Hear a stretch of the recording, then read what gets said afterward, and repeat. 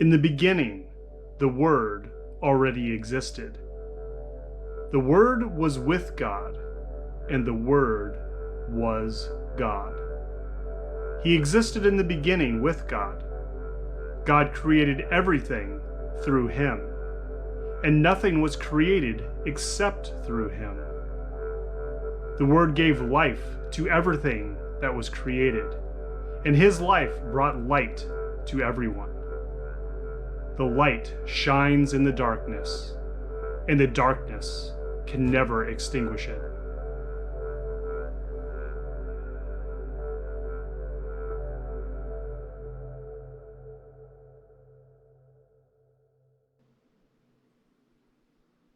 The one who is the true light, who gives light to everyone, was coming into the world. He came into the very world he created, but the world did not recognize him. He came to his own people, and even they rejected him. But to all who believed him and accepted him, he gave the right to become children of God. They are reborn, not with a physical birth resulting from human passion or plan, but a birth that comes from God.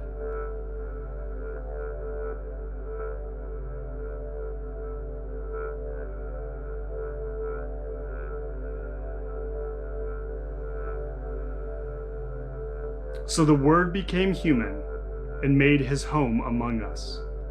He was full of unfailing love and faithfulness, and we have seen his glory, the glory of the Father's one and only Son.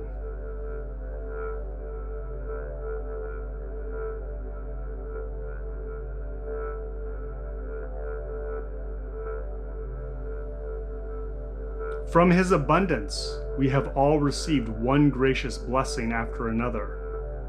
For the law was given through Moses, but God's unfailing love and faithfulness came through Jesus Christ.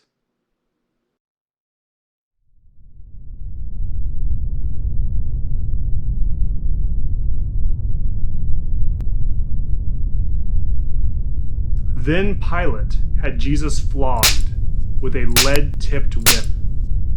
The soldiers wove a crown of thorns and put it on his head, and they put a purple robe on him. "Hail, King of the Jews," they mocked, as they slapped him across the face. Pilate went outside again and said to the people, "I'm going to bring him out to you now, but understand clearly that I find him not guilty." Then Jesus came out wearing the crown of thorns and the purple robe, and Pilate said, "Look, here is the man." When they saw him, the leading priests and temple guards began shouting, "Crucify him! Crucify him!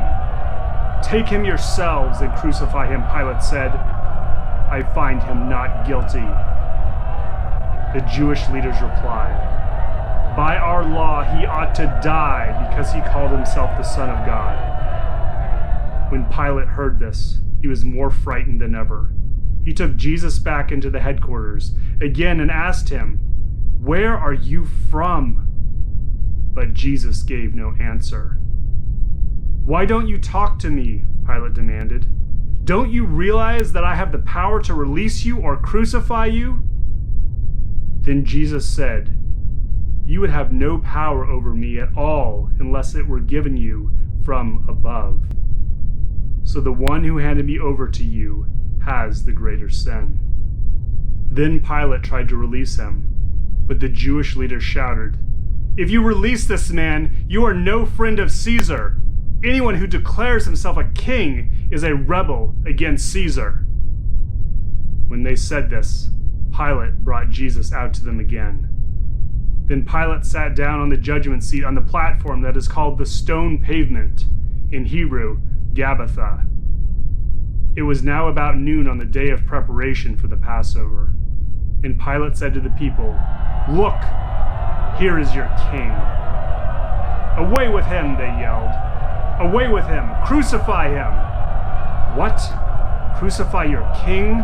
Pilate asked. "We have no king but Caesar," the leading priests shouted back. Then Pilate turned Jesus over to them to be crucified.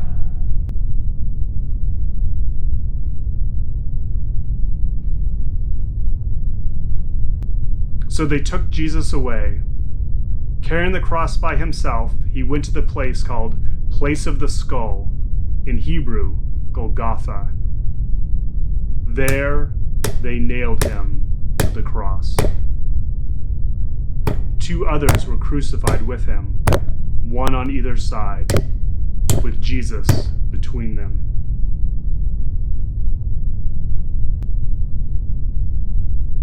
When the soldiers had crucified Jesus, they divided his clothes among the 4 of them. They also took his robe, but it was seamless, woven in one piece from top to bottom. So they said, "Rather than tearing it apart, let's throw dice for it." This fulfilled the scripture that says, "They divided my garments among themselves and threw dice for my clothing." So that is what they did.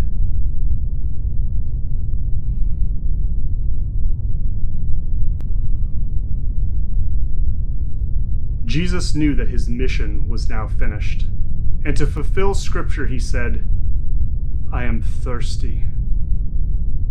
A jar of sour wine was sitting there, so they soaked a sponge in it and put it on a hyssop branch and held it to his lips. When Jesus had tasted it, he said, "It is finished." Then he bowed his head and gave up his spirit.